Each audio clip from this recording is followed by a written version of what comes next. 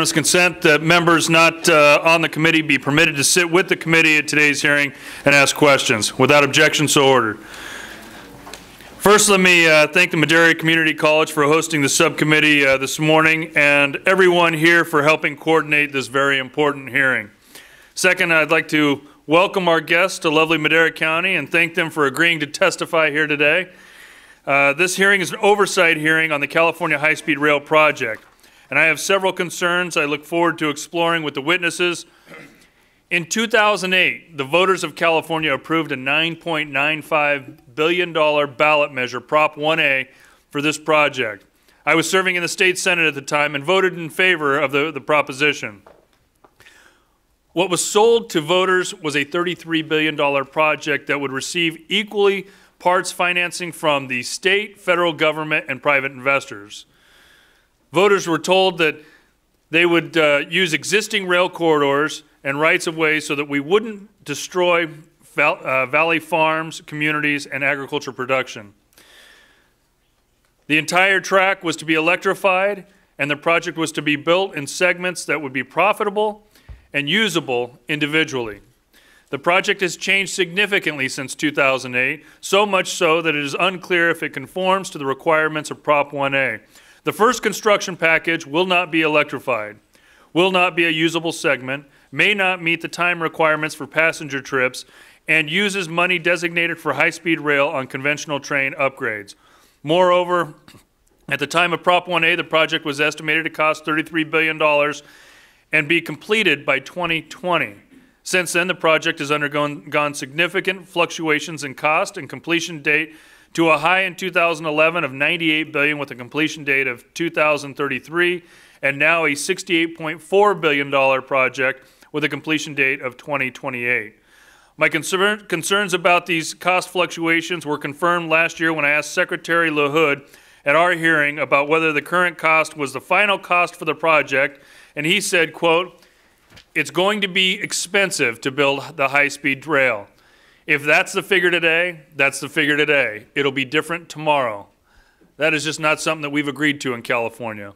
Secretary LaHood, in my view, spoke more truth than he may have realized, as the GAO recently found that, quote again, "We could not determine whether the cost estimates were unbiased because the California High-Speed Rail Authority did not conduct a risk and uncertainty analysis which not only protects against bias, but also ensures contingencies are accounted for in the costs.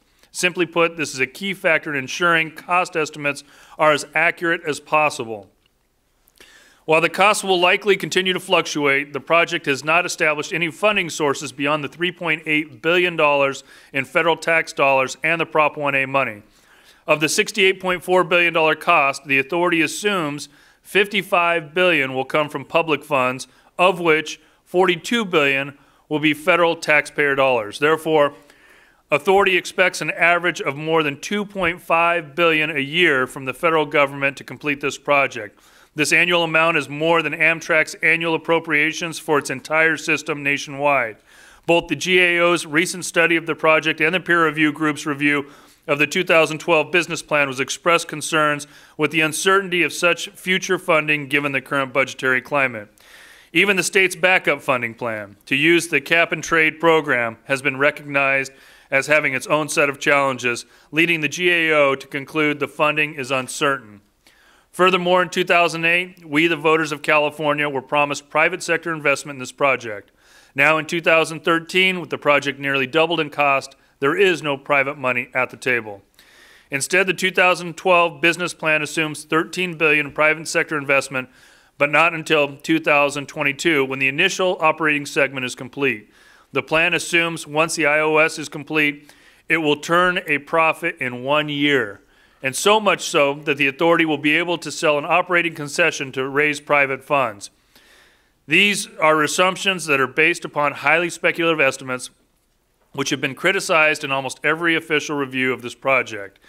The peer review group created by Prop 1A has noted that the existing model is relatively simple and does not reflect the relationship between costs and the level of operations as well as it could. And the overall results of the model appear optimistic, and if the authority's model is optimistic, the private sector will be less able to augment public investment.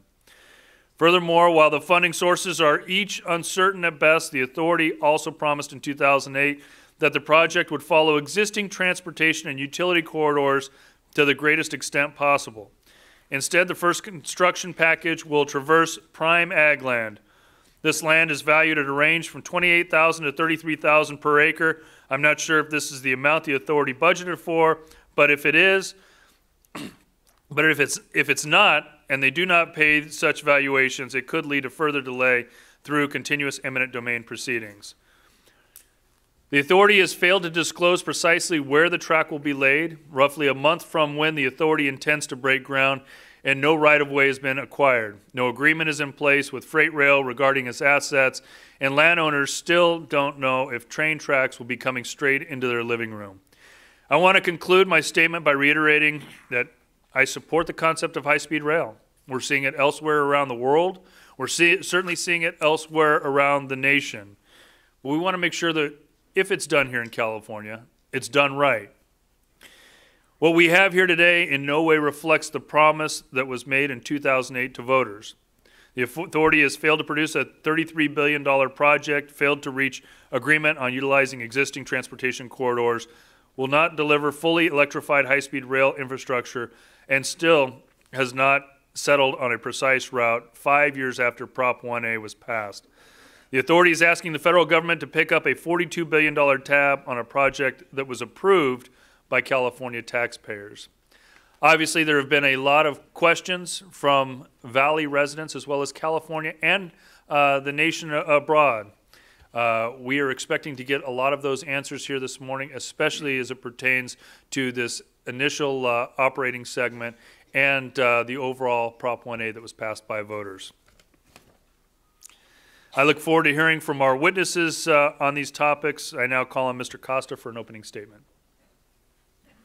Thank you very much, Chairman Denham and Congressman Valadao. It's a pleasure for me to join you and the many constituents we have here at the community college, which is a terrific asset for the people of our valley. It demonstrates an investment that Californians have made over generations.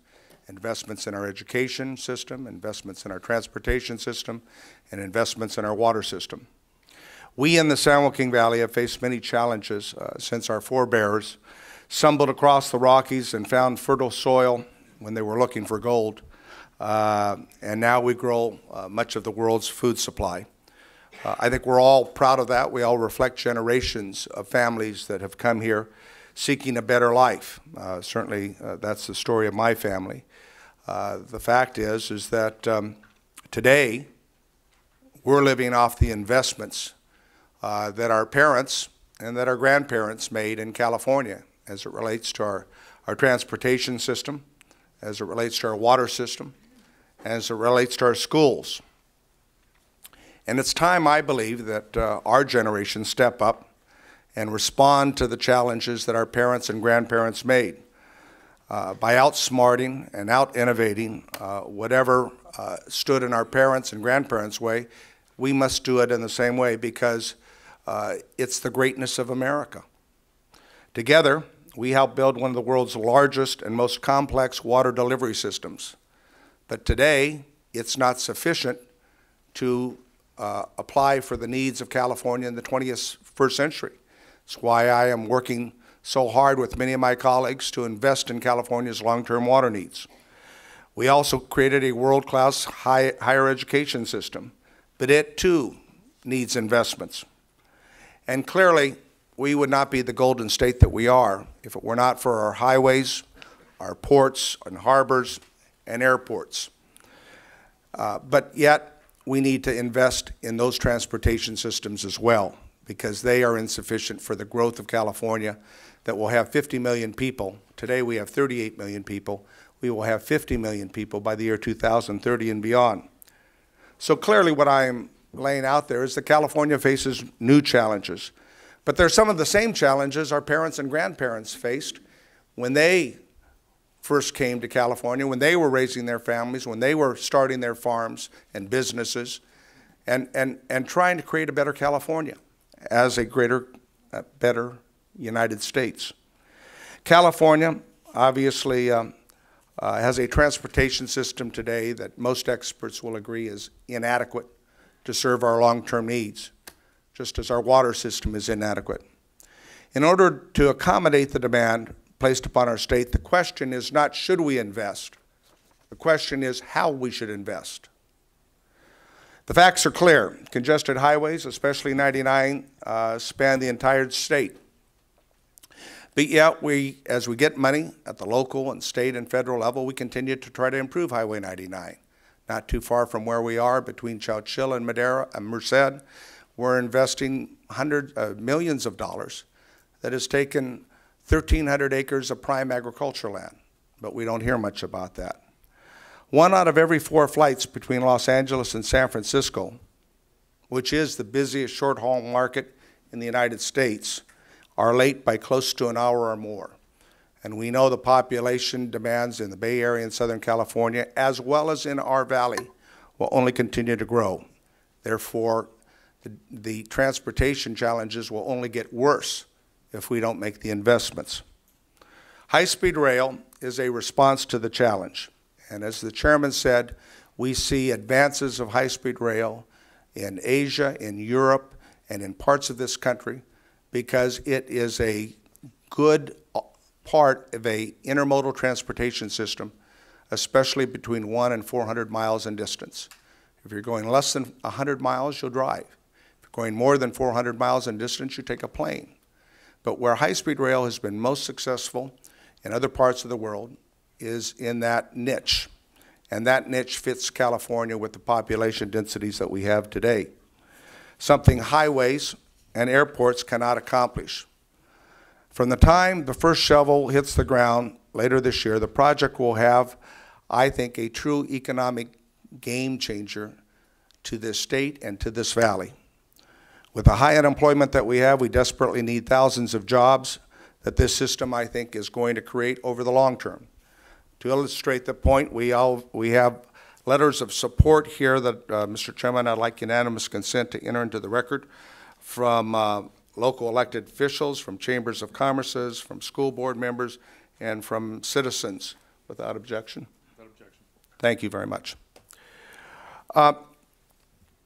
Agriculture is something that we in this valley feel very, very strongly about. You're looking at a third-generation family farmer. I know how hard our farmers, dairymen and women and ranchers work. It's literally and figuratively how the butter on my bread got put. And so any major investment in any major public works project cannot come without the input, without the mitigation, and the addressing of our major economy, and that is agriculture. The truth of the matter is that this is an important part of our long-term investments, but we must mitigate and we must protect prime agricultural land whenever possible, just as we do with the expansion of 99, just as we've done with the expansion of 198, and any other transportation corridor. Building these major projects is obviously not without controversy, and that's why I joined with Chairman Denham in asking the Government Accountability Office, the government's watchdog, to audit the project. After more than a year of review, the GAO reported that the authority followed best practices in each of the following areas: ridership study, revenue studies, cost estimates, and the analysis of the economic impact of the project. The authority, let's be clear, as far as I'm concerned, has not done everything right, not by a long ways, but they've gotten their act together in the last 18 months.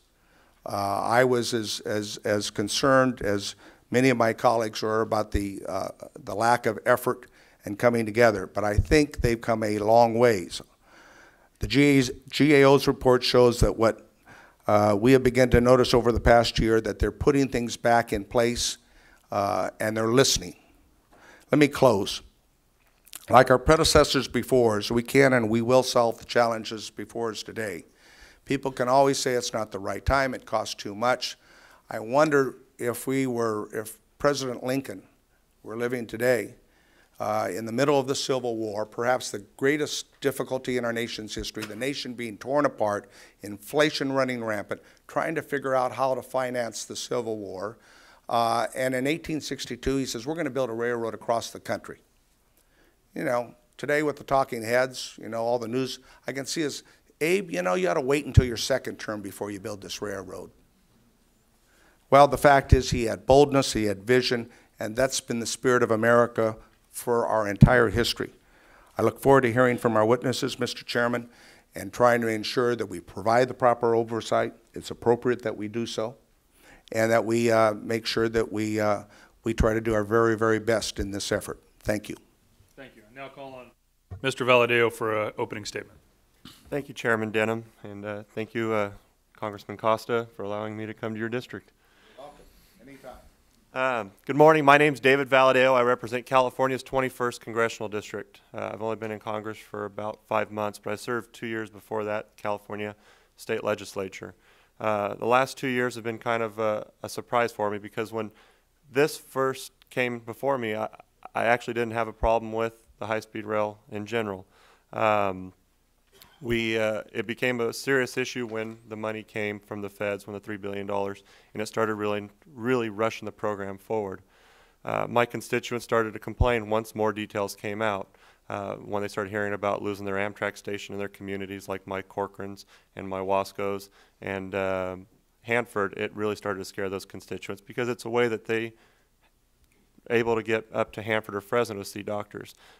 We've got obviously farmers and businesses that are concerned with the movement, but we've also got a lot of concerns. When I hear from teachers and public safety officials, and we talk from all the different government agencies where we've seen so many cuts and so many things that have affected people in their everyday lives, and then they think, well, we're going to spend all this money on this project. And so it started to turn me more and more in the direction where I am now, where I'm not a fan of the project. Then you see a project that I truly do believe that was flawed from the day it was first put on the ballot. When you set up an ideal that the train has to go a certain speed, has to be between a certain amount of certain communities in a certain amount of time, I think you've started to define it in a way that is going to be tough to live up to. And I really do believe this project is just off on the wrong foot and continued on the wrong foot from the get-go. When I look at infrastructure around the United States and what's important, I do believe that infrastructure like rail is important. I do believe that infrastructure like ports and freeways are important, but I do believe they're important for two reasons. One, transport goods, and two, transport people. And when we look at how we're going to improve our economy here, and it can be from manufacturing to agriculture to anything, you produce something, you transport it, and you bring dollars back. And that's how you revive our economy. And that's why I don't see high-speed rail as a future for us, just because we only transport people. And when you look at how it's going to affect my district with my constituents, and they talk about traffic and all these other things, my area, I mean, LA, San Francisco, I'll let their representatives worry about them. I'm concerned with the Central Valley, and that's where I've always put my focus, and that's where I'll continue to put my focus. So I look forward to hearing the testimony and coming out with some good questions and answers. So appreciate the opportunity, and thank you, Mr. Chairman. Thank you. Let me quickly discuss some ground rules of today's hearing. First of all, let me invite all those in the back of the room. Ladies and gentlemen, we have plenty of seats up here in front. If you'd like to come down and grab a seat, we expect this hearing to be about 2 hours long. We will have several rounds of questioning. The way that we question is the green light. You have 5 minutes for each member to ask questions. The yellow light, just like a stoplight, it's kind of a yield. Start slowing things down. And obviously the red light is stop your testimony and we'll move on to the next question. Our goal here is to ask as many questions as possible so that we can get not only the transparency but the accountability to voters and taxpayers on where this project is and what it looks like in the future. I'd like to welcome our witnesses here today. Thank you for being here. I ask unanimous consent that our witnesses' full statements be included in the record without objection, so ordered. Since your testimony has been made part of the record, the committee requests that you limit your summary to 5 minutes. First on our panel is Mr. Dan Richard, Chair of the Board, California High-Speed Rail Authority. Welcome. I'd like to first say that as we have looked at this entire project, it has changed many times. but leadership has also changed many times. We appreciate your openness and your ongoing work with this committee and members of Congress as well. Mr. Cole Upton, Vice President, Preserve Our Heritage. Mr. Doug Verboon, Chairman, Kings County Board of Supervisors.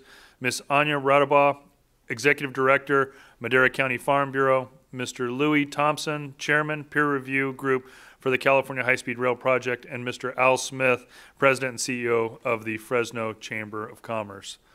Welcome, and Mr. Richard, you may start with your opening statement. Thank you. And Mr. Chairman, before I start, I'd request that you sent me a letter. You sent me a letter last week. We have specific responses to that letter, and so if that's possible to make that a part of the record, we'd appreciate the chance to do that. So we'll add that to the record without objection. Thank you. Thank you.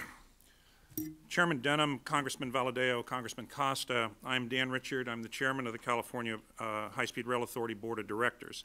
It's a distinct honor to appear before you today. In view of the many questions that have been raised about California's high-speed rail plan, I have provided extensive and detailed written testimony for the record to address these points. In that testimony, I discuss why we believe this transportation investment is absolutely vital to our economic future here in California, especially given population growth and the environmental challenges we face. I want to talk today about three main topics in addition to the testimony that we filed. And we look forward to your questions. First point is that over the last year, we've developed a new vision and a new approach to this program, one that is more logical and in harmony with the state's rail transportation system. Our progress this past year includes the following. One, a better business plan. We will build the system in logical phases, with each segment having funding in place beforehand and each segment having standalone utility. And it's a plan that will fully integrate high-speed rail into the state's intercity and urban rail network, including sharing corridors where appropriate, and that's an approach we call the blended system. As a result, this new plan generated widespread support and increased confidence, and the legislature appropriated $6 billion to begin construction here in the Valley this year. Number two, significant improvements in our cost and ridership forecasts. We've scrubbed these numbers completely and brought in outside experts to review them. As a result, the GAO gave us high marks in our cost, ridership, and revenue forecasting methodologies. Number three, new leadership with substantial talent and proven experience in infrastructure project management and delivery. As a result, the State Auditor General, who had been highly critical of this program and the authority as an organization in the past, said we've made substantial progress, and she issued a very laudatory report. Number four, better outreach to many affected communities and concerned stakeholders. Frankly, we're just doing a better job of listening and providing information. As a result, we've made alignment changes that have satisfied a number of concerns along the right-of-way, and I'm proud to say that we've reached settlements on 3 of the environmental lawsuits here in the Valley, all 3, I should say. This is an effort that we're committed to continuing in as we go forward. That's a short list of our progress to date. Next, I want to briefly expand on the benefits of this blended implementation approach to building the system. Until about a year ago, the thinking was that high-speed rail was its own insular program, separate from the existing statewide rail network and other transportation systems. Our business plan signaled a dramatic shift from that thinking to an approach where high-speed rail is fully integrated with other intercity commuter and urban rail systems. This approach is more efficient, it lowers costs, it reduces community impacts, and it maximizes connectivity and convenience for customers. And we're now working in concert with our rail partners, including ACE, LA Metro, the Amtrak San Joaquins, Caltrain, and others, to make parallel investments in all of the systems around the state.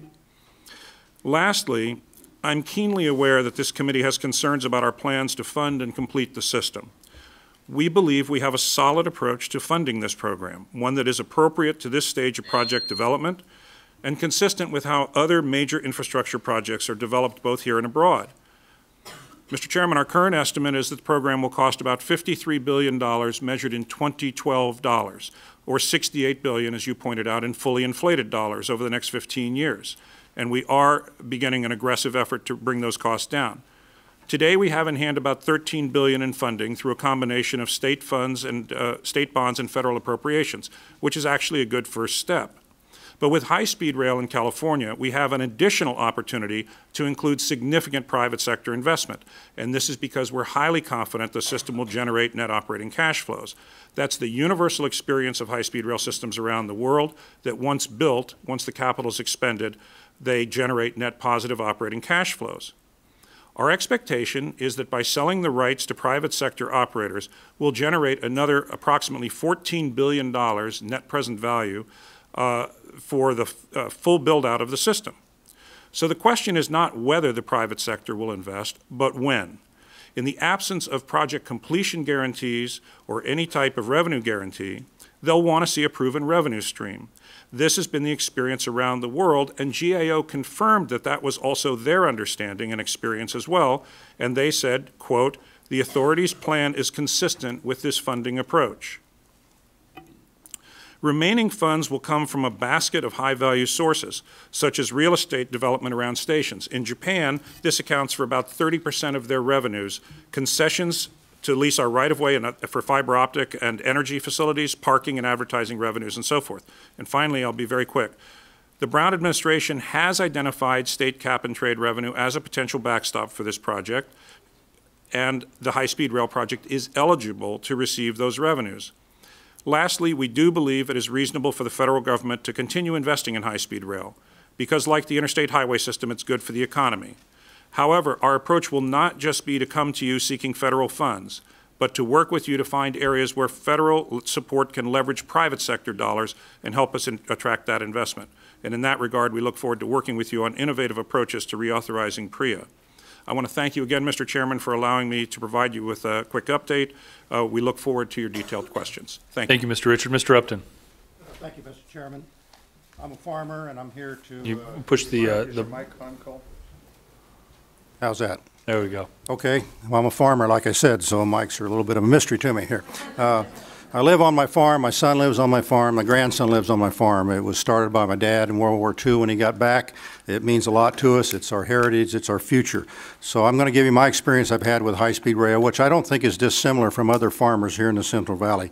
It started in November 2009 when we got a letter from the authority saying that our property was in the Route A3, and would we allow people on the property to do various studies. I called up the lady and said it. I said, do I have the right to refuse? And she said, yes. Well, why would you want to do that? And I said, well, you're not following your own guidelines. This is not a transportation corridor, and it's certainly not minimizing ag land. So we did refuse. We then went with some of our fellow farmers to the authority meeting in December 2009. Kurt Pringle was the chairman at the time, and he said, which I thought was good advice, why don't you roll up your sleeves and work with us if you don't like what we're doing? So we did. We started working with Mr. Pringle and the local folks, and we actually had success. In March of 2010, the authority board voted to eliminate Route A3. Hallelujah. We thought we'd won. We've done good.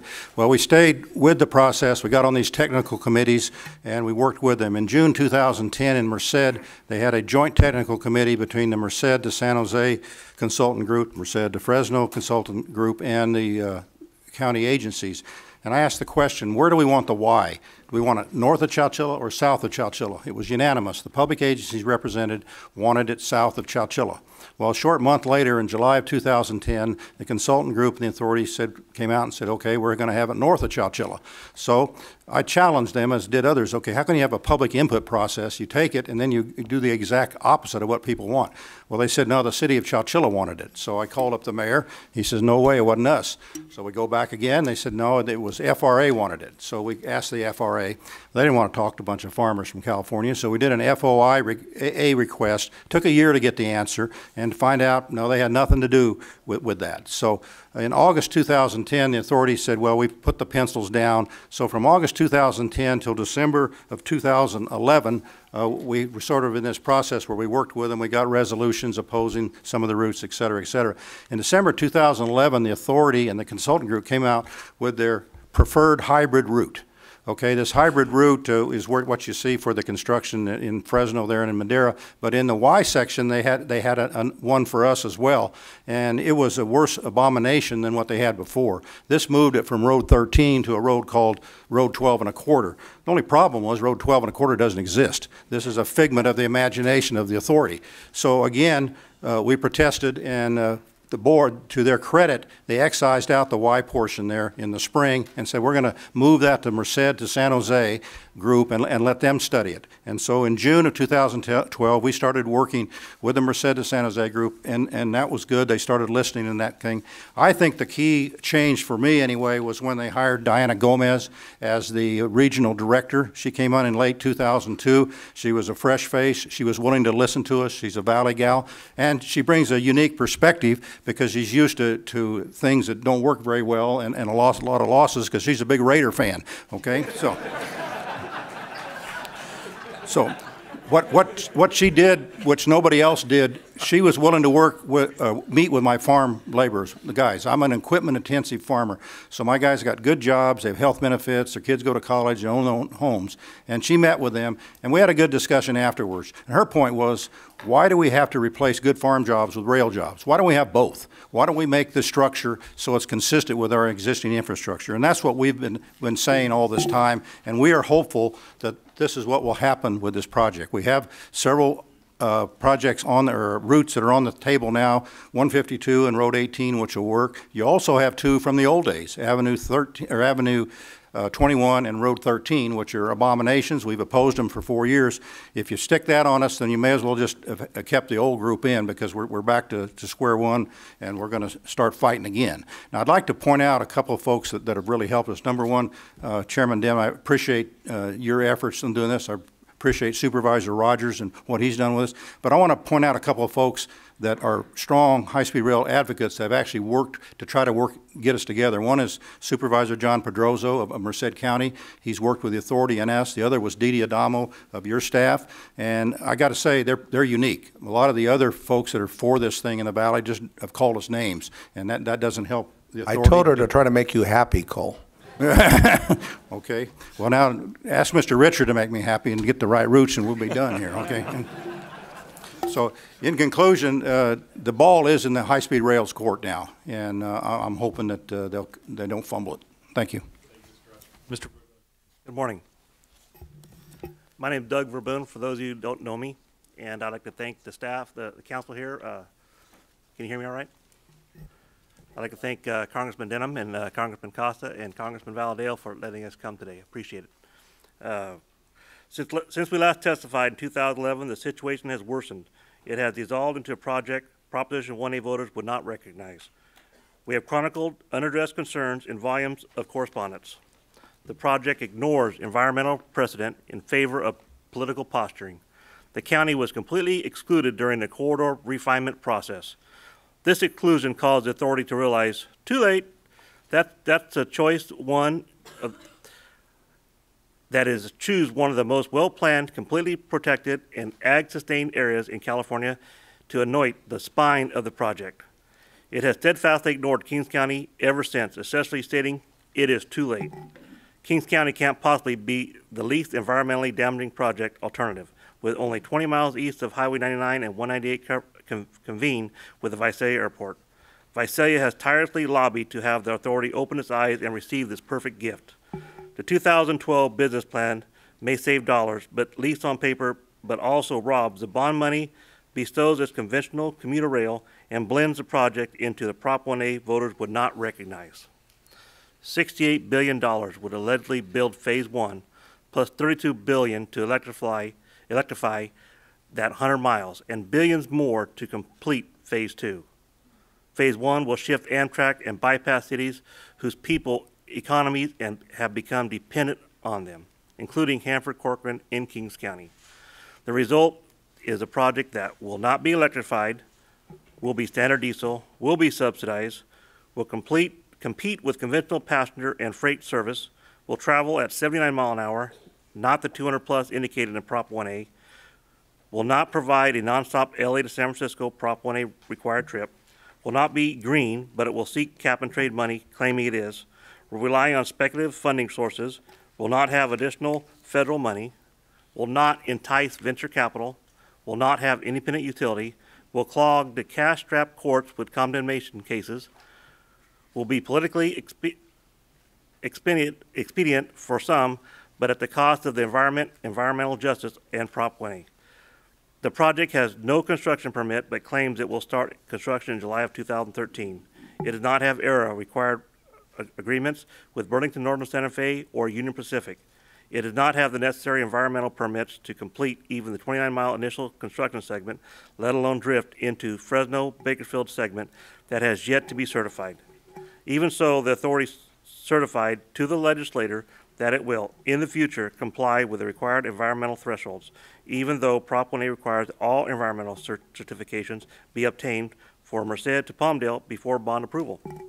Senator Rosenthal recently asked Chairman Richard if, for all this money, we are going to get General High-Speed Rail. He said, no, but you're going to get a lot. If they cannot comply with Prop 1A, they must stop. The federal funding agreement requires compliance with state law. On January 3rd, 2012, the Prop 1A Commission peer group reported to the state legislator, we cannot overemphasize the fact that moving ahead on the high-speed rail without credible sources of adequate funding, without a definite business model, without a strategy to maximize the independent utility and value to the state, and without the appropriate management resources, represents a missed fiscal risk on the part of the state of California.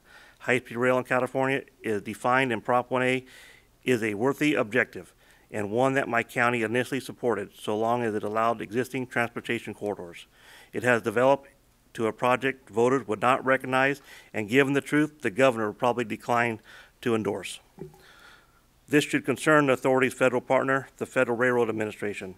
This project needs more oversight, more accountability, and more common sense and less antics. In reflection on its implication, I am reminded of the children's story of the three little pigs and the consequences of building a house of straw. So that's all I have to say. I'd like to make a comment. You know, Kings County has been fighting the high-speed rail for about 2.5 years, and we weren't against it from the beginning. But the high-speed rail put us in the position we are in today for lack of coordination into our county. We wanted to have the right to protect our farm ground and a right to work with high-speed rail to get the proper alignment through our county, and they have neglected us. And we have not seen the high-speed rail authority in our county, in our chambers for 11 months. And we've been trying to every single month to work with them to get this resolved. And now it's almost too late. So thank you. Thank you, Mr. Chairman and honorable members of the Valley.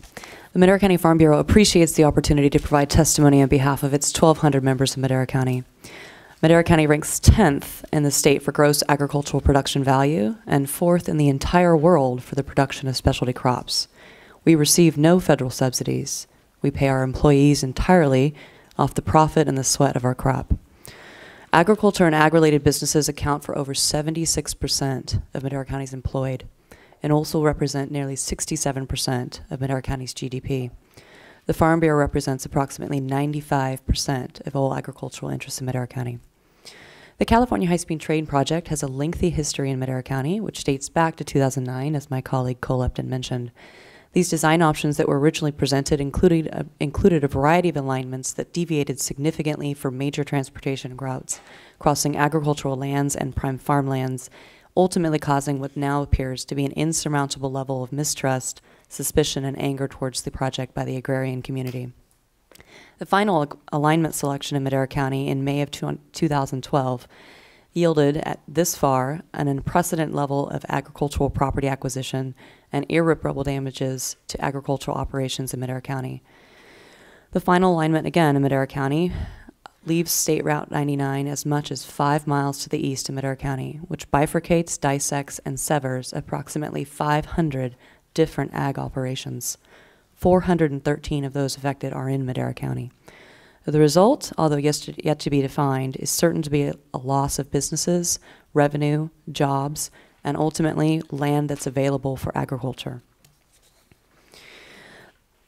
In 2012, once the final alignment was selected, the Madera County Farm Bureau, the Merced County Farm Bureau, Preserve Our Heritage, the Chowchilla Water District, Fagundes Brothers Dairy Entities, and originally Madera County, filed a lawsuit against the authority which claimed statutory violations under CEQA and the Bagley-Keene Open Meetings Act. A day before the litigation was scheduled to be heard in Sac Superior Court, the petitioner parties, along with the authority, agreed to a settlement. The settlement is a comprehensive agreement and includes major facets associated with right-of-way acquisition and land acquisition processes. It also includes additional direct mitigation acreage related to indirect effects of the project in the form of an agricultural buffer running the length of the tracks, both to the east and west, 25 feet wide throughout ag land in the valley. The settlement also provides for a comprehensive ag land preservation program, which is called the Ag Land Mitigation Fund, which is designated to set aside acreage to offset unforeseen impacts to agricultural properties from the project. Moving forward into the future, the question of how smoothly the land acquisition process will proceed remains unanswered. The authority must begin by honoring its commitments in the settlement agreement and ensuring that landowners are given the best possible list of options for first maintaining their agricultural operations viability, and then and only then receiving just compensation for the impacts the project will cause. Approximately 80% of the landowners affected along the initial construction segment are Farm Bureau members. To date, none of them have expressed a willing desire to sell. The situation is most likely going to be one in which the majority of these property owners are going to be unwilling sellers. And given that the average price of farm ground in Madera County is $25,000 an acre, the Farm Bureau is concerned about the allocation of costs associated with the authority's business plan, and that the actual payments will be substantially lower than what should be required. The Farm Bureau would also like to ensure that there is adequate funding sources to purchase these properties well before any appraisal or offers are made. Our members are already suffering from an inability to obtain operating loans simply by being in the path of the project's alignment. Unfortunately, no amount of money or off-site mitigation can replace a farmstead that has been in a family for generations. The Farm Bureau is highly alarmed that this project may cause more irreparable harm before it can be completed. That's my statement, but I would like to make a comment. You haven't heard about any ag acquisition or any complaints about ag acquisition for Caltrans projects because those projects have been part of the county or local general plan for decades. This project is not. That's why we haven't been screaming about those. Thank you. Mr. Thompson. Chairman Denham. Yes, Mr. Costa, Mr. Valadeo, I'm happy to be here today representing the peer review group, of which I am the chairman. I hope we can add something to useful to these discussions. The peer review group has supported the concept of high-speed rail, but we have had and we still have a number of concerns which we have discussed in our reports. Our objective has been to strengthen the project, but also to make sure that everyone understands the risks.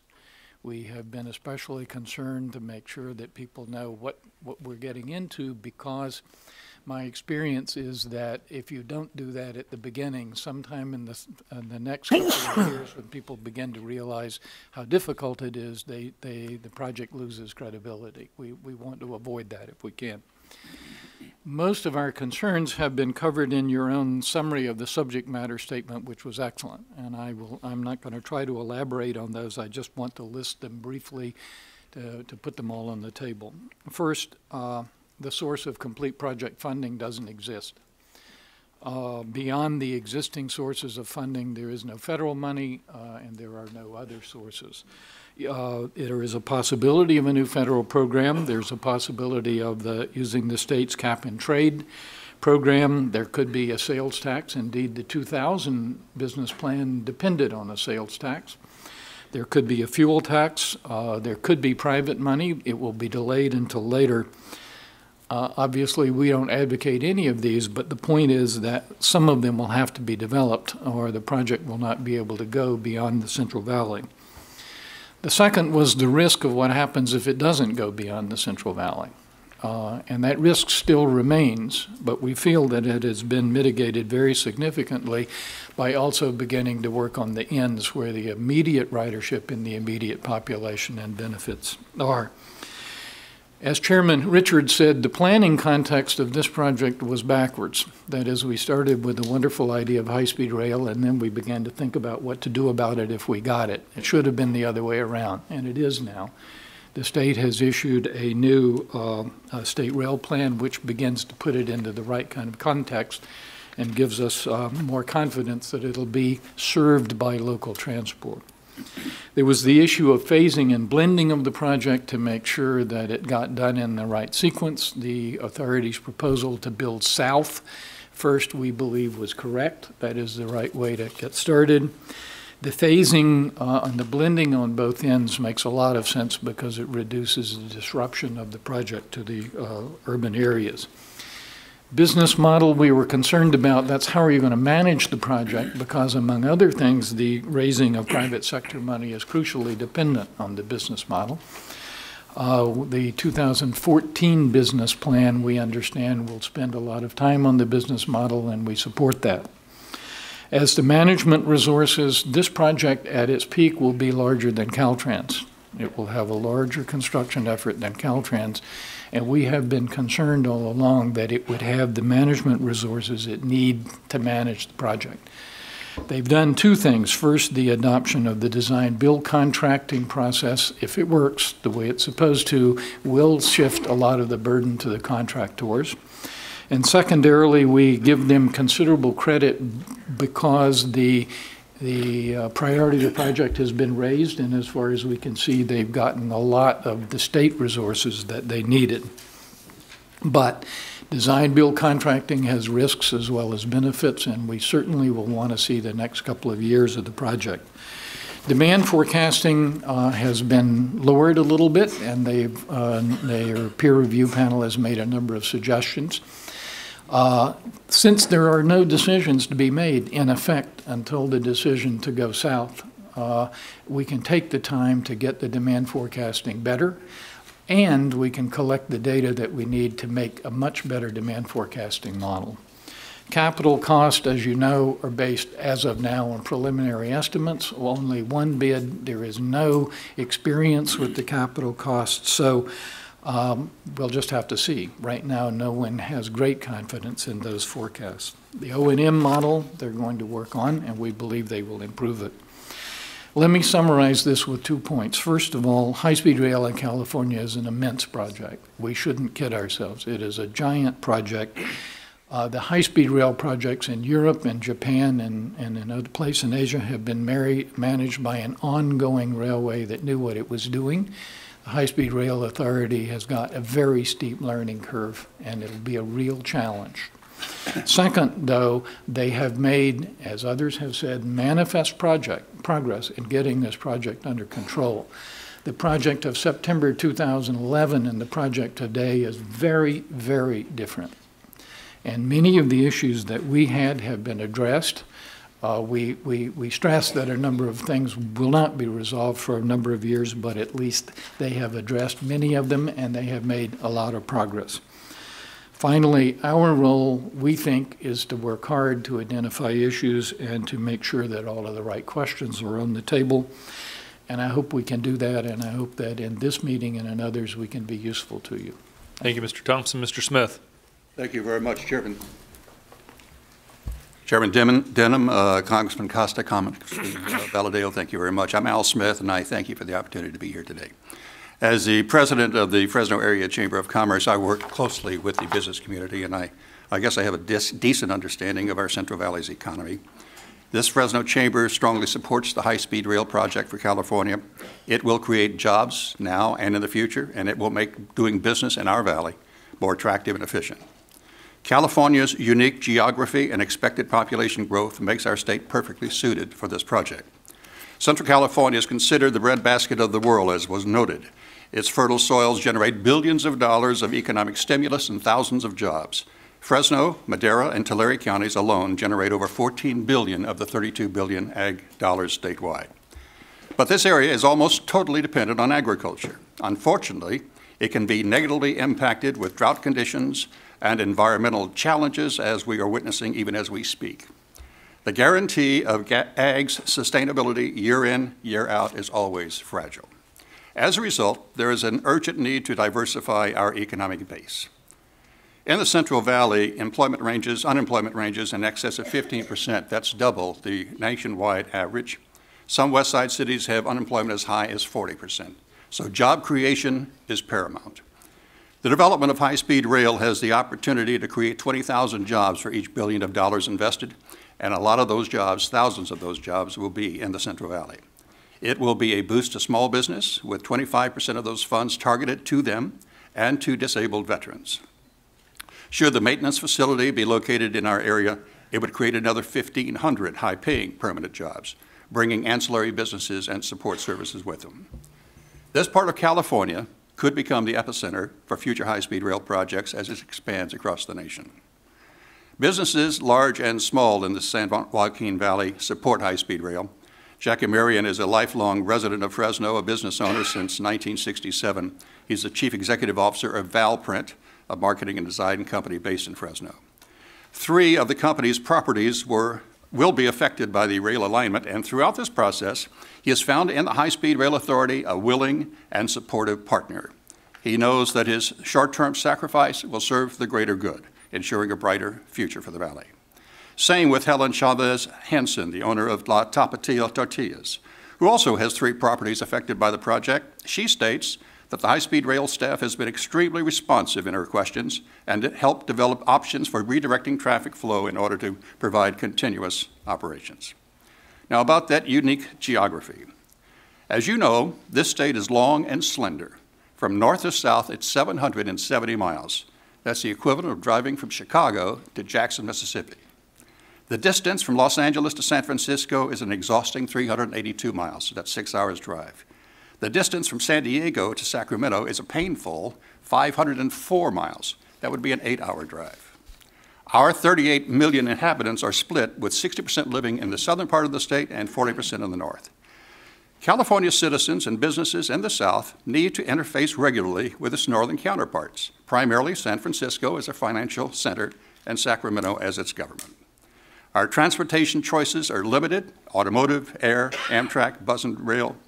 We suffer with 3 of the top 5 most congested urban areas in the United States, costing us approximately $20 billion per year in wasted fuel and lost time. We need more options. High-speed rail has the ability to speed transportation, lower stress, reduce fuel costs, contribute less wear and tear on highways, thus reducing the cost of highway maintenance, less traffic accidents and deaths, plus improving air quality. In conclusion, we who have accepted positions of leadership in our valley cannot turn our backs on those 15% of our neighbors who are standing in a very long unemployment line, scraping to keep food on the table and a roof over their head. We have been given the rare opportunity to put in place a project that will create jobs for thousands of our friends, our neighbors, our small businesses, and our disabled veterans who need them so desperately. Thousands of jobs, billions of dollars of investment right here in one of America's neediest regions. How can we as conscientious decision makers do anything but work towards making that possibility a reality? In my 25 years as a citizen of this valley, I have never seen such a tremendous opportunity. This usually comes once in a lifetime, and it would be a shame if we don't make it work. Thank you. Thank you, Mr. Smith.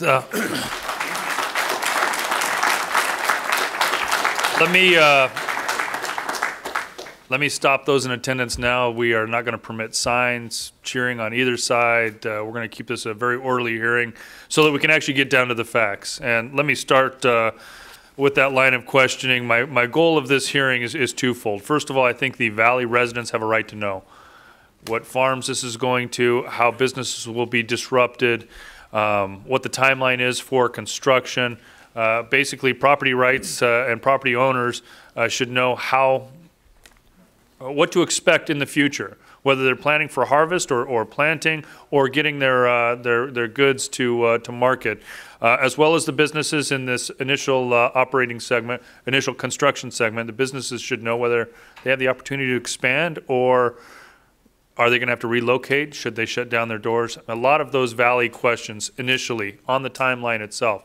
And then secondly, overall Prop 1A, what was committed to the voters, where we're at on each of those different things that I brought up in my initial testimony. So, Mr. Richard, I'd ask you to start this morning, if you can just give us an update on where this project was when you took over the position, where it is now, just a brief update, especially as it pertains to that timeline. Thank you, Mr. Chairman. First of all, with respect to the timeline for the project, the essential thing that we had to get through last year was the legislature's authorization for us to spend both bond money as well as the legislature actually had to appropriate our expenditure of the federal money. So that was really the pressure point where all these questions came before them. I do want to point out on your second topic, the Prop 1A compliance, that just prior to that legislative vote, two members of the state Senate, then Senators Joseph Simidian and current Senator Mark DeSaulnier, asked the state legislative council to review this new business plan approach that has the blended system that we talked about to determine whether or not it complied with Prop 1A. And we do have that letter from Ledge Council that basically said, yes, particularly the Valley segment, because they went back and they looked at Prop 1A and they said, it does talk about usable segments. It does talk about being able to build things in phases. In fact, I went back and looked at the 2008 business plan, which was 3 years before I got here, and they actually, in that plan, laid out how the trains would go slower in the urban areas and faster in the middle. So a lot of these things were raised by the legislature prior to their actually issuing the vote in favor of the project. Fundamentally, the reason we believe this complies with Prop 1A is that we've never lost sight and will not lose sight of the ultimate vision here. What we're doing is we're building things in pieces, in stair steps. It's not unlike if you were looking at a long-term plan to build an interstate highway. You start with some segments. At some places, you go down to 2 lanes or maybe even into the town, but over time, those segments are filled in. And we are building this out in lateral segments, and then we're also bringing up the level of service to full high-speed rail service. Our plan is to meet those criteria. I don't disagree with Congressman Valadao that it's a little unusual to put engineering standards in a piece of legislation, but the fact of the matter is they're there and they're the law, and our plan is that we will get people from LA to San Francisco in the requisite time frames and at the requisite speeds, and it will be a fully electrified system. So we think that it's really a question of, as long as we're moving towards this, the Ledge Council felt that this is in compliance with Proposition 1A, and I can go into further detail on that. Let me just stop you real quickly on the letter that you're referring to. It does say that it's not clear. The overall San Francisco-Los Angeles segment, which would incorporate the blended segment, compliance with the Bond Act is not clear. And well, just as we're moving forward, I want to make sure that the blended approach would also go north into my district right, to connect with ACE train, which is not part of this current plan, nor is it clear whether that would comply with Prop 1A. My understanding, Mr. Chairman, first of all, I was referring to this on page 21 of 22. The construction of the initial 130-mile segment of the Central Valley complies with the Bond Act requirement to commence construction with the usable segment. It goes on from there. Now, you're right that there are portions of it where their bigger questions were at the ends where we're doing the blended service, and there, as I read their letter, it's mainly saying, we don't know because the authority has told us that they'll meet these criteria, they've got to meet them. And so they have to rely on our engineering judgment at this point.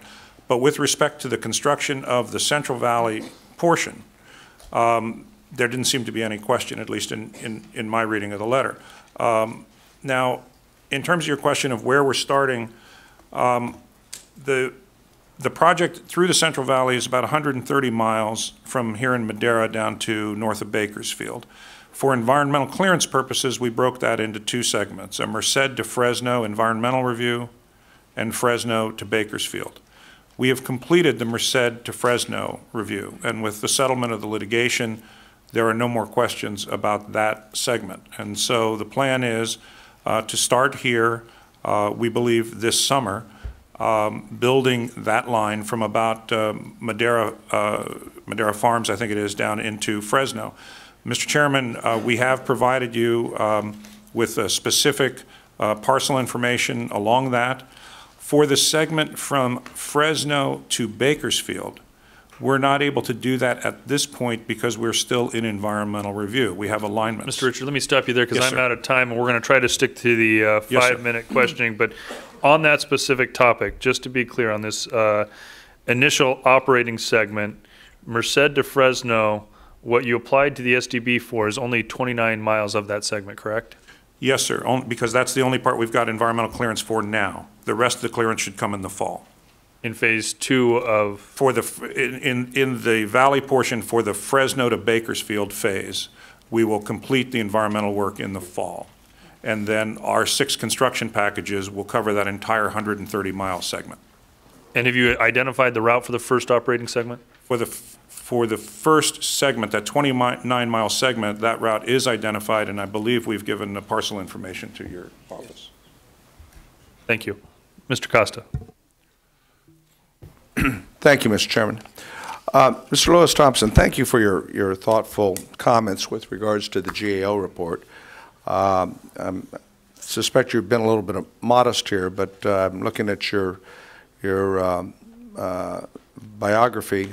You've been involved in major construction projects throughout your career, both in the private sector and the public sector, with the Federal Railway Administration and the Department of Transportation from 78 to 86, and the World Bank from 1986 to 2003. So let's stipulate for the record that you've worked on a lot of infrastructure projects, and clearly your testimony and your peer review effort, I think, reflects that.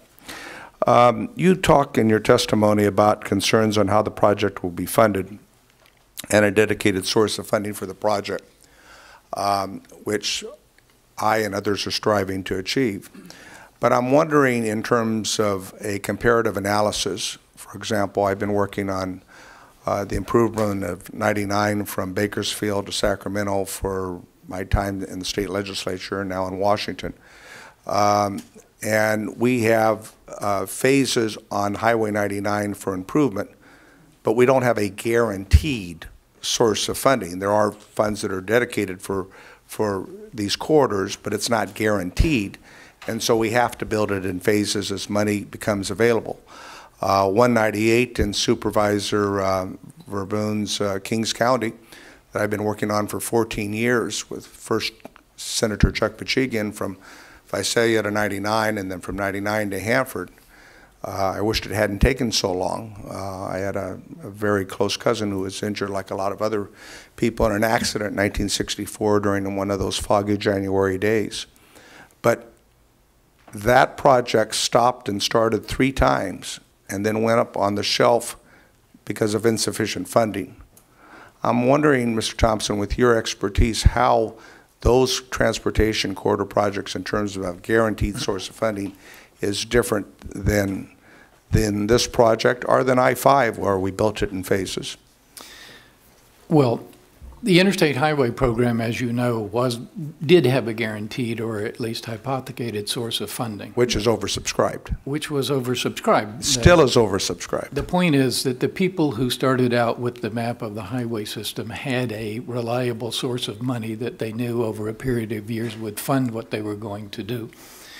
It's extremely difficult to plan and manage the construction of a very large project like this if you don't know whether the money you're going to have each year is what you plan to have.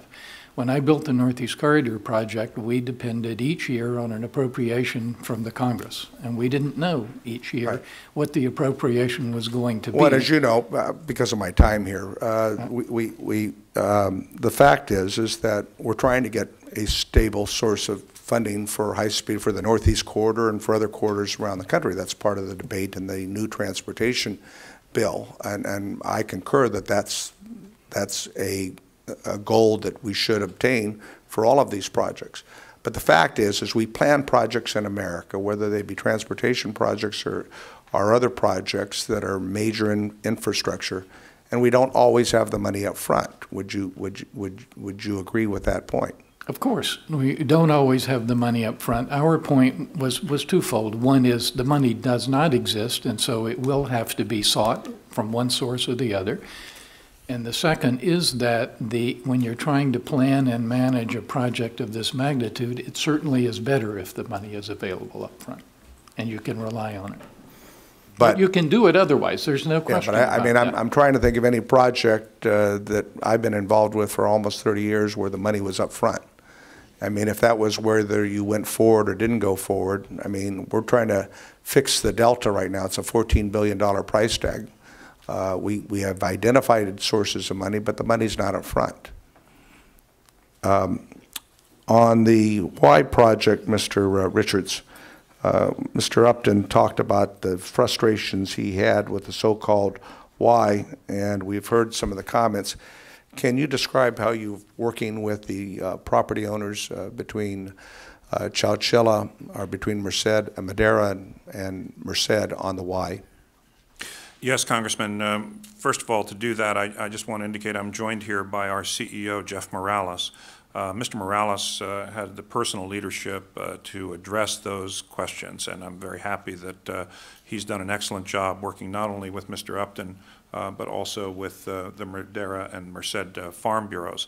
What he has done is come to us and suggested that certain potential problematic alignments be taken out.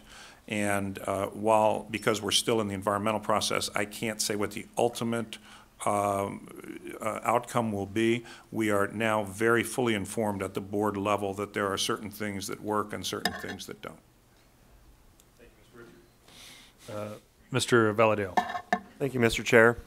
Seems a lot of the concern is getting San Francisco and LA connected in a quick manner. I want to know, ask if, did the authority take into consideration the cost and disruption associated with relocating infrastructure and splitting farmland and communities when it decided on the I-5 corridor, decided to rule out the I-5 corridor? And what studies do you have to support that decision? Congressman Valadao, that decision was made before I came to the High-Speed Rail Authority. 1996 is when it was made. Yes, I understand it goes back that far. The Bond Act also specifies that we would be connecting the cities through the valley. I get asked this question a lot. I've been asked this question repeatedly in Kings County, which is where I'd say we're having the most difficulty right now with alignment choices. Precisely, I'll say, because Kings County, among all the counties in the valley, has done probably the best job in preserving agricultural land. And so that makes it even more challenging to work there. But having said that, I'm asked about this a lot. I think we have provided the study that was originally provided the done. Study that shows? I believe we have, but if I could, Congressman, I will follow up with you for the record on that and make sure that that we have. I appreciate that. And then the question also has to be asked, why did the authority reject the offer from the French high-speed rail company, and supposedly one of the best in the world, to build a high-speed rail along the I-5 and assume all of the risk? And where is the analysis, justification, and finding to reject that offer? Well, that also preceded my time, Congressman, but I can give you a very simple answer to it, which is that they, as I understand it, came in and proposed to take over the program. They didn't bring a checkbook. And so Neither is our side either. I mean, well, no, but I'm just saying there's no funding source either side of the aisle. Well, but I'm just saying that there is also Virgin Rail, there's Japan Rail East, there are numerous operators around the world who would like a shot at this, and just handing it to one company with an unsolicited proposal with no checkbook, I think would not have been in the public interest.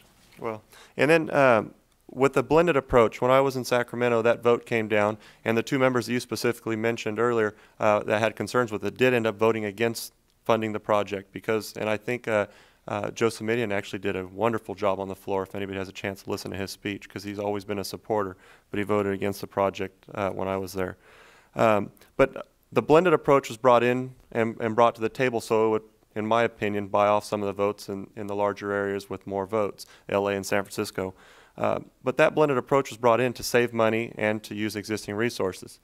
In the Central Valley, you're building a track alignment literally in some portions right next to, others a couple miles away from an existing corridor. But from Bakersfield to LA, there's absolutely nothing. Why not the same type of thought process and planning brought in for that portion of it? And why not close off a portion of the track or a portion of the area or the state that has absolutely nothing there? Why not the same blended approach? Why aren't we granted the same luxury? Well, I think the answer to that question is that in the urban areas, the trains are never going to go 200 miles an hour. As I said, even looking back to the 2008 business plan, where they had a fully dedicated rail line the entire way, they showed trains going 100 to 150 miles an hour in the urban areas. It's just the topography there. And in order to meet the standards, which as you pointed out were put in the law, the part where it's straighter and flatter is where the trains go faster. One of our problems in your community in Kings County is just that the BNSF line down there makes a right turn or a left turn heading south to the east. Trains going even 100 miles an hour can't navigate that. So it puts us out in a difficult situation. But I would say that the blended approach is consistent with what's been done around the world as you come into urban areas, and in the open parts of the state in between, it's a dedicated track at high speed. Speaking of Union Pacific and Burlington Northern, how's your relationship with them, and have they signed off on the project? I've read a few letters from them that sounds like they're not very supportive or excited about the openness of the agency. I think our relationships with both of those railroads, which are crucially important, are very good. And I've personally, as has Mr. Morales, been involved in high-level discussions all the way up to the top of UP. And also with BNSF. I think we're close to an agreement with them. The main issues that they have concerns with are indemnifications, which we've promised them we're going to provide, and it's in our budget to do so. They're also concerned about their operational flexibility and the ability to reach customers and not be blocked out by the high-speed rail line. We've had extensive conversations with them about that. BNSF told us they were a little surprised and chagrined by the way their letter was characterized in the press. I think our relations with them are good, and I think that the agreements are pending. Thank you, Mr. Chair. Thank you, Mr. Richard. I'm going to ask a number of questions very, very quickly if you give me short answers. Do my best. We're spending a lot of time with you, and we have a number of other panelists here. But let me, on the land acquisition piece, first of all, have you acquired any land yet? We're in the process. I'm going to ask, if I could, Mr. Chairman, maybe during a break in questions, I'll get a note from Mr. Morales as to where we are. We're in that process where we're working with people right now. We may have concluded some of the agreements. I'm not completely sure. I'll find out for you in just a moment. And still on track to break ground this summer? Yes, sir, with the understanding that the Surface Transportation Board needs to render a judgment so that we can go forward. But if they do, in the time frame they've used in the past, we'd be on track to break ground this summer. So you have a committed route and you're buying property. You're somewhere in the process of buying property along that committed route. Right. For the first 29-mile piece that's been environmentally cleared, our agents are out talking with landowners right now and engaging them in conversations. And our hope is to buy all of this and to avoid eminent domain if at all possible. And you've sent out letters along the 29 miles? Yes. Have you sent letters out beyond Yes. the 29 miles? No, because beyond 29 miles, we're not allowed by law to do that until we clear the environmental process, which will be this fall. And if you cannot come to an agreement with landowners, you are prepared to do it by eminent domain, and what is that process?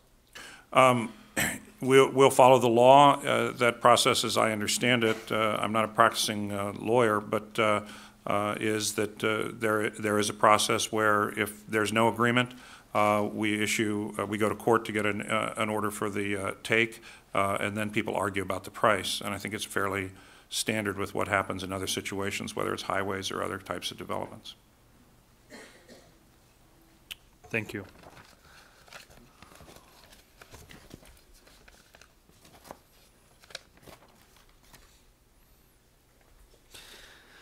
Mr. Upton, it sounds like the routing of the proposed high-speed rail line through your area has been confusing, at least. You've gone through several different renditions of what this route could be.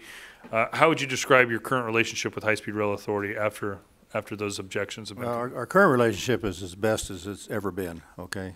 Early on, first couple of years, we caught them lying to us several times, and that does not bode well for a relationship. So with the addition of the new people and the Merced to San Jose group and the Diana Gomez, it's been a more refreshing approach with it. But the bottom line is, at the end of the day, we have to see routes that are compatible with our existing infrastructure and supported by the community.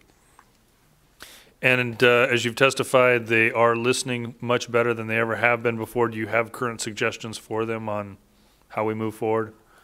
Well, with other landowners as well. Well, I think the process of having the open houses and having the comment cards and that kind of thing is good if it works. One of the frustrating things about this is I can't tell you how many comment cards and how many open houses and how many times we've done this. So it's a little bit frustrating when they would come back and say, well, we want to know what you think and how you feel about it. They already know that, okay? So maybe they just don't like what they're hearing.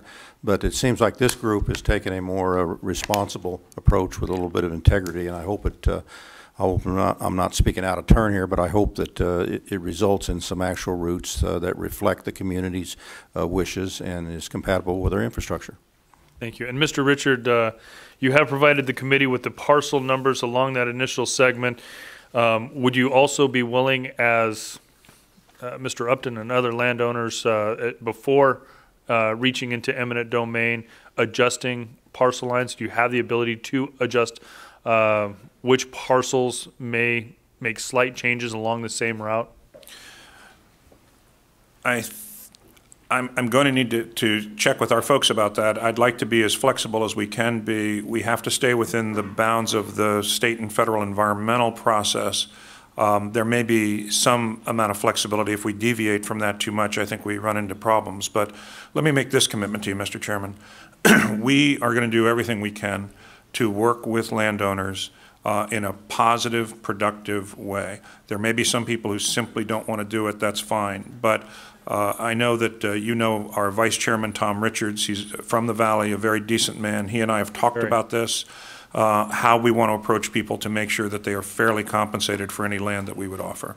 We'll continue to work with your office on this and keep you apprised of what we're doing with these landowners, because I know that you have very strong interest in this. Thank you. Mr. Costa. Thank you, Mr. Chairman. Mr. Thompson, let me just indicate that your earlier comment about part of the purpose of the peer review is to strengthen the project is to be commended, and that continued advice will be much appreciated. Mr. Smith, you talk about the economic impacts to our valley and to our state with this major infrastructure project. There have been a lot of talk about different jobs numbers that will be created with the first 138 miles in the two phases. Is 20,000 jobs for every $1 billion spent? Do you think that's accurate? Well, I'm not an expertise in that area. I'm looking at Mr. Thompson might have some input in that, because he and I talked about that issue just a little bit before the hearing started. But from all indications, whether it's 20, whether it's 19, whether you do it in hours or jobs, the impact is going to be enormous into our valley. Yeah.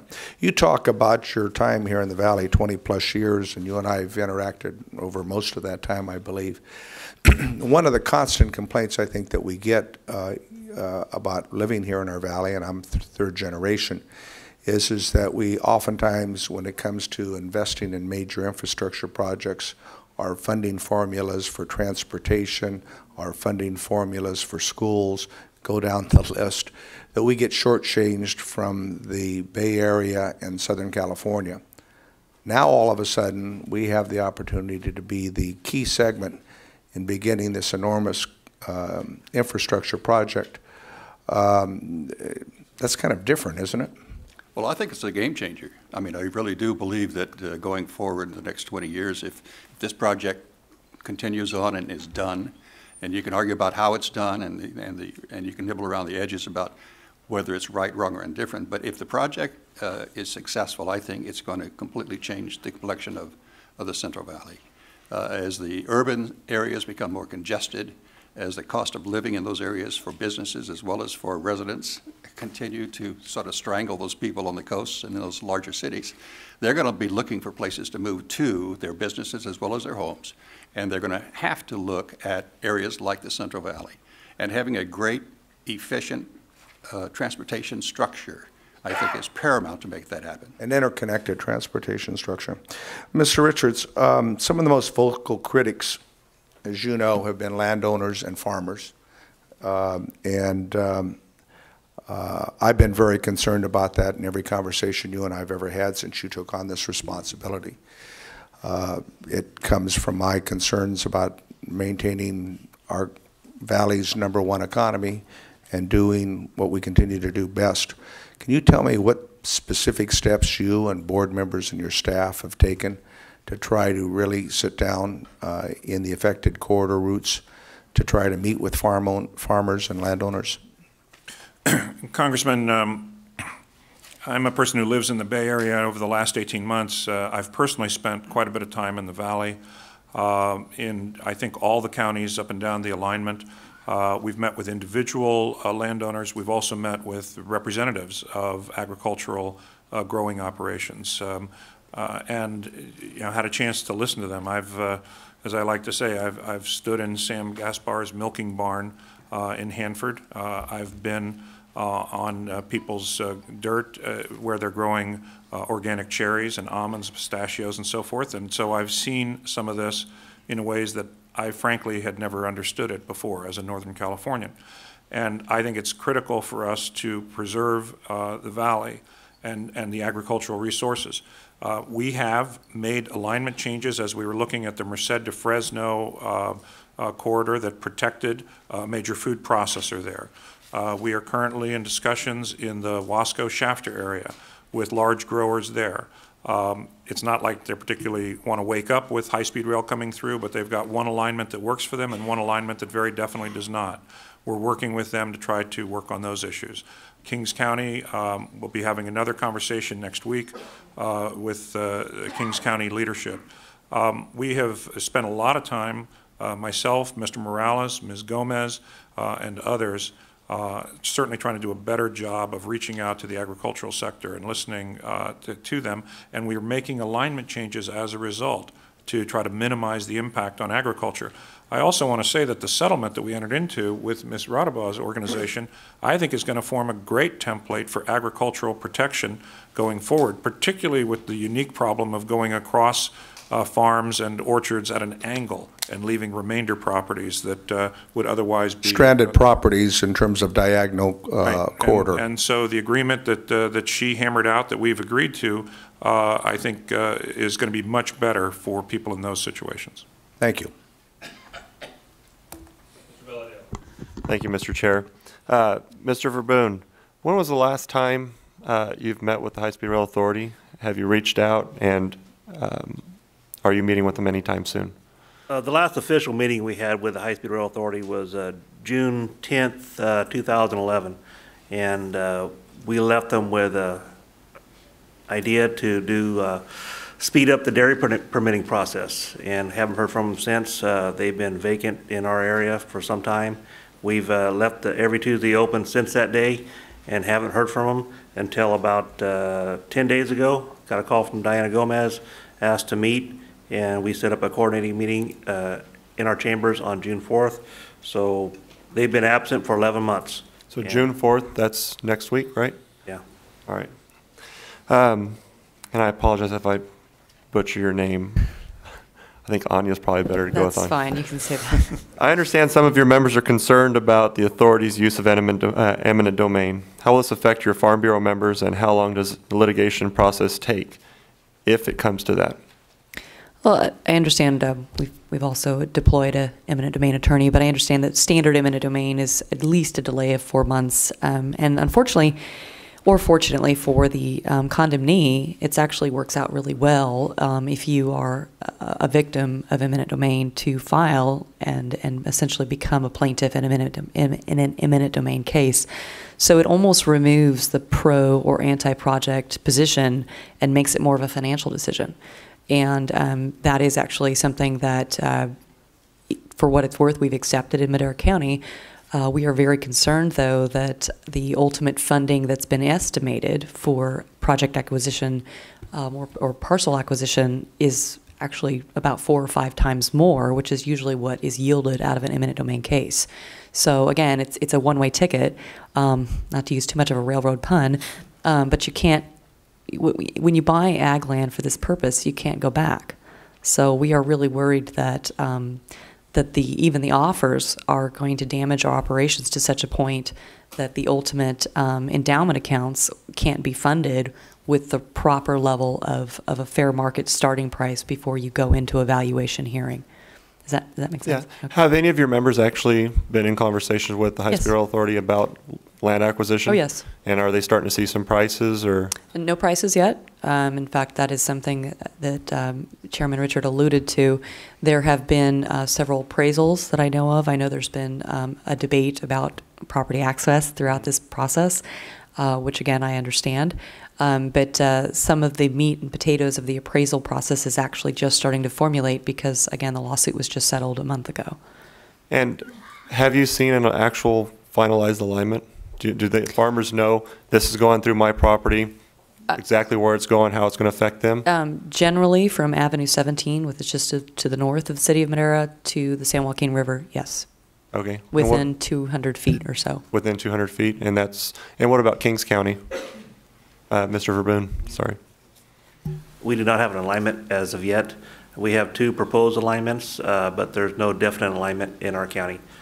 But we kind of have an idea. There's some markings on the roads, but for the reason being that the High-Speed Rail Authority has been absent from our county, it's hard to know exactly where it's at. We had a meeting about a month ago with 2 engineers and Diana Gomez, and they had brought a map with a west side alternative. And we asked them why they choose the west side over the east side, and they said, well, it affected less dairies, only affected 1 dairy, and I pointed out 5 dairies on 1 page. And I gave them this information, and neither one decided to pick up a pen or a notepad and write down the information I was giving them. So I felt they were incompetent at that time when you give them information they could use, and they chose not to. All right, thank you. Mr. Richard, page 4 of your STB filing states that Phase 1 is to be constructed in stages dependent upon funding availability. Would you build the first section from Fresno to Bakersfield if you knew there was never going to be any additional funding? Well, Yes I or no don't, question. Yes. Yes, we would. Okay. And I can explain that if you'd like, but the answer is yes. Really, really quickly, because I'm running out of time here. The reason is because we do believe there'll be funding down the road, and secondly, because we believe what we're building will have Well, then utility. your answer, I asked if you believe there's never going to be any, so right, you do but believe. we will. The answer, your question is yes, sir. Okay, so if never connected to anything else, do you still consider this good transportation policy? I mean, if, because I personally don't believe it's actually going to get any more money. But Congressman, it is connected to something else, and that's the point. And that's why we do believe that it is a worthwhile first step. There is still no money to fund anything connecting the southern tip of this with any of the population south of Bakersfield. Palmdale, LA, nothing. Very quickly, even if that were true, it is still going to be connected to the Amtrak system here, which will have value. There is no Amtrak between LA and Bakersfield. There is no connecting rail. They ride a bus. Yes, sir. I'd like to answer that question. I understand your time's expired, but I'll follow the lead. Actually, let me start with that same line. I've got a few questions that are similar but short answers. So Yes, you sir. do plan on operating the trains over the initial construction segment, Fresno to Bakersfield? We plan to operate trains. They won't be the full high-speed rail trains. They won't be electrified? Not at the beginning, no. And so initially to be Amtrak, Amtrak would connect with the north part of the segment. So basically where Amtrak currently operates, it would connect in with this line at some point in Merced? Near Madera, I think, that's maybe Merced. We come within 102 feet of the Amtrak alignment, and basically what that would do is it would knock at least an hour, perhaps an hour 15 minutes off the Trans Valley trip right now on the San Joaquins. So where Ace Train blends Train can over to connect- Amtrak, Right. in the short term, at least you'd be able to get to from San Francisco to Bakersfield. Yes, and Mr. Chairman, the key here is that, as you know, when freight railroads and passenger rail operate on the same line, federal law limits that speed to 79 miles an hour. But when there's a dedicated line, the trains can go as fast as they can go.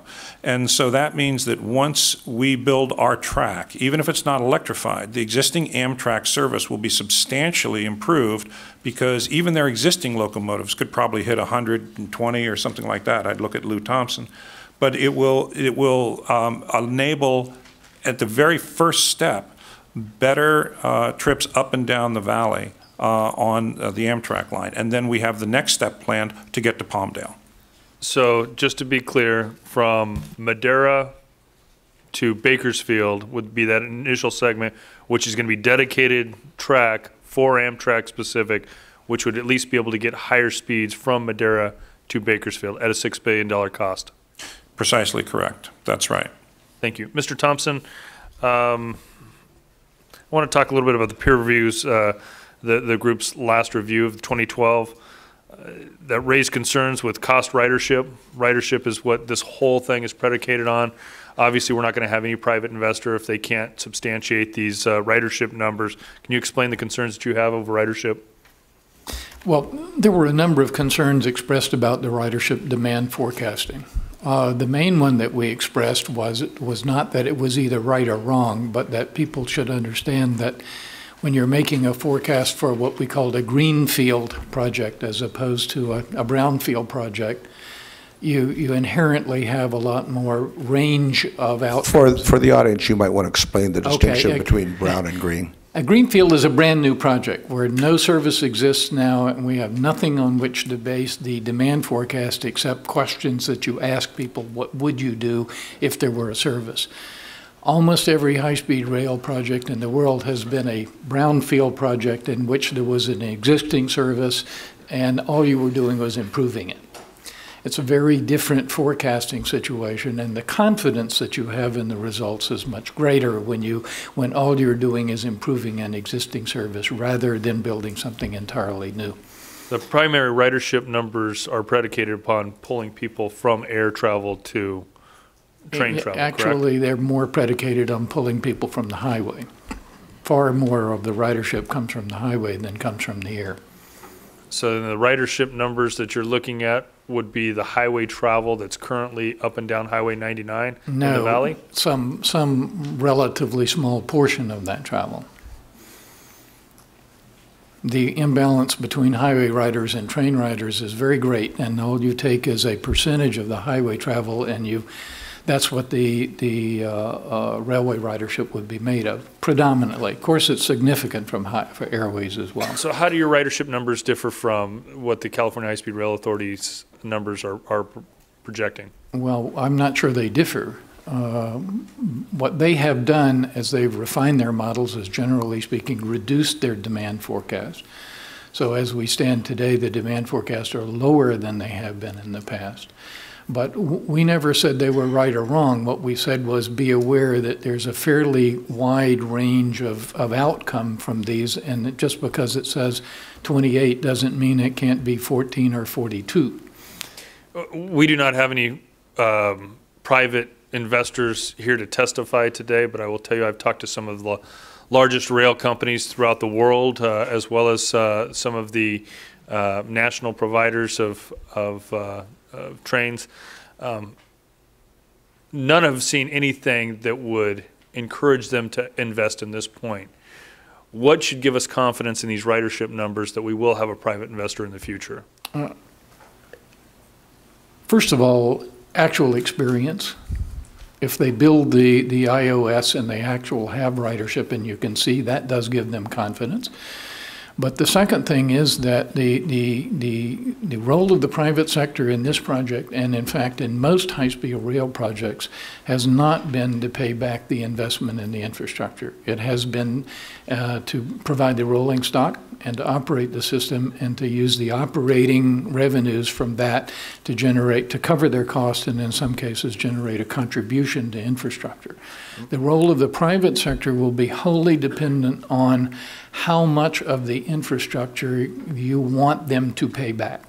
And my time has expired. Let me just conclude with, of the $68.4 billion that's being proposed, $55 billion of that, if the federal government and state government were to be able to come up with that $55 billion, which I think is a huge if at this point, but if it were, are the ridership numbers able to substantiate a $13 billion investment from a private investor?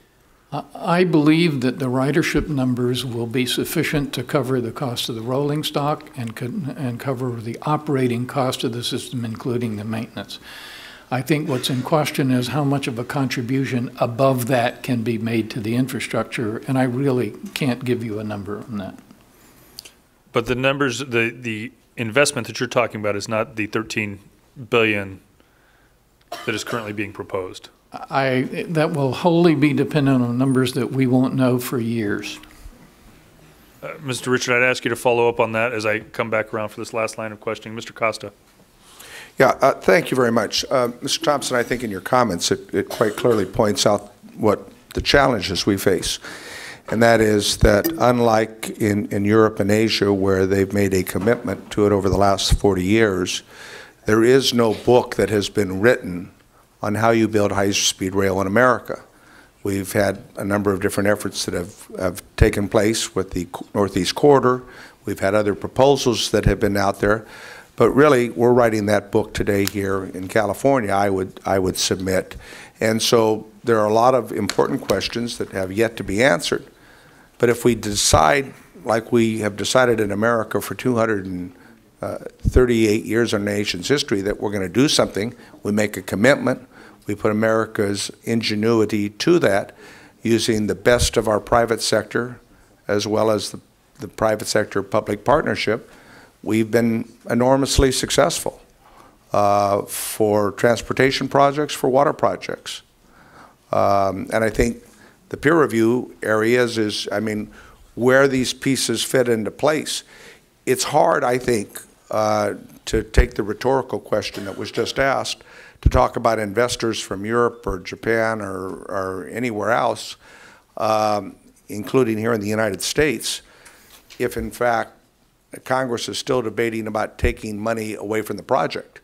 I mean, that doesn't lead a lot of confidence for potential investors.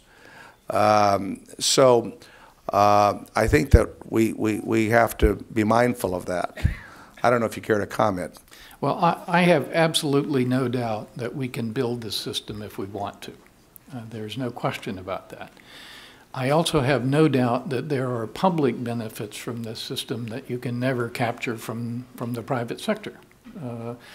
Pollution, safety, congestion, a number of things. The reasons why the European countries built their systems were not because they wanted to make money. They built them because they had a lot of public benefits as well as the private benefits to be. Thus the public-private partnership. Absolutely. And the trick is to get the partners in the right roles and to get the risks in the right place so that each of them. And that's why your peer review is so important, as we try to make sure we get this right. It is why we have spent a lot of time on the business model issue, for example, because that will be the name of the game in the future. And to that point, Mr. Verboen, you commented upon whether or not Prop 1A is being appropriately followed, and Mr. Richards commented upon his view that it is. And I guess we'll have a judge that will opine on this later or soon as to whether or not Prop A is being followed. But let me give you a non-lawyer's perspective, because I'm just a farm kid from Kearney Park. I was the original author of Prop 1A, and I can tell you that it follows the intent, having worked on this effort for almost 20 years. In the 1990s, when we put together the first preliminary proposal to see whether or not high-speed rail, given the same applications of other parts of the world, could work here, and then coming up with creating the authority. And then I was very upset that the authority didn't work out as I had initially hoped. I think it's gotten better, as I said, in the last 12 months. But your frustrations are valid. But I will tell you, it was always intended to be a interconnected, intermodal, blended transportation system. It's the only way it works. It's the way it's worked in Europe, it's the way it's worked in Asia. You got to connect the existing high-speed, state-of-the-art, these will be 220-mile-an-hour trains in corridors, to the slower trains. That's what they do in Europe, that's what they do in Asia. You've got to connect it so you have access to the airports, thus the interconnectivity, so that you can go from point A to point B to point C, whether it's for business or for travel purposes, with a minimum amount of difficulty. And so lawyers, I guess, will opine. We had Ledge Counsel opine last year. We'll see what the judge determines earlier this year. But I think on that point, as a non-lawyer, at least as the person that created the initial legislation, in my opinion, it complies. And we can agree to disagree, because that's the wonderful part about this country. That's not a question. So, Mr. Richards, that's not a question, I'm sorry. Mr. Richards, you know, there's a lot of frustration here, and I think you've done your best to try to respond to a lot of aspects of it. In your written testimony, you talk about the new business plan being envisioned to modernize the entire state's transportation system, and it is complicated because part of the rail system carries both passengers and freights. What is the largest rail passenger system in the nation in terms of ridership? What's the largest commitment that we have in the nation in